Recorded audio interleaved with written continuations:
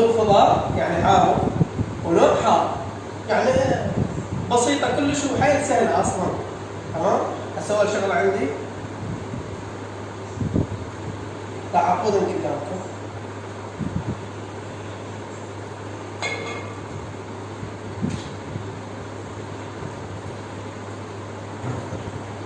أول شيء الحار، لازم بالبداية الملح واللامندوزي والكمون على مود تذبل لأن اللهانة قوية.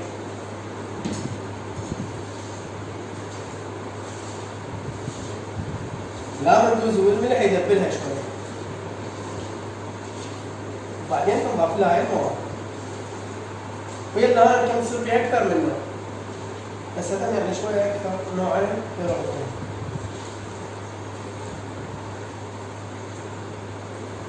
هذا بازاليو والجزر.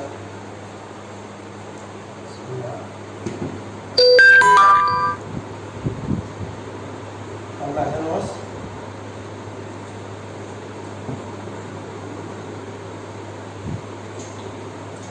هي سهلة وبسيطة.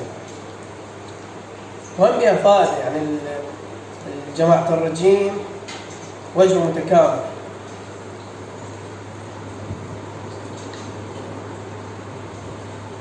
وبعد اضافات يعني اذا تقدرون تضيفوها مثلا زيت زيتون، دبس رمان، شيء، بس الأضبط يعني الشيء الاساسي هي حامضه يعني خضار حموض بدون حتى زيت. بس هاي احنا كملت. هاي زيتون والجزر متبل يعني حار موجود يعني بيس اسود. خيار، هاي هنا عندي فلفل اسود،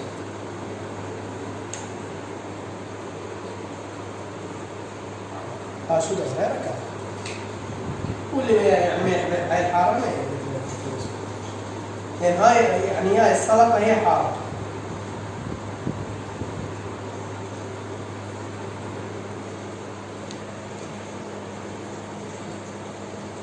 يعني ممكن لما تقدر تسوي لك نوع واحد لهانة قدرين انت وهي نفس النوع تقسم يعني نفس اللهانة تسويها نوعين.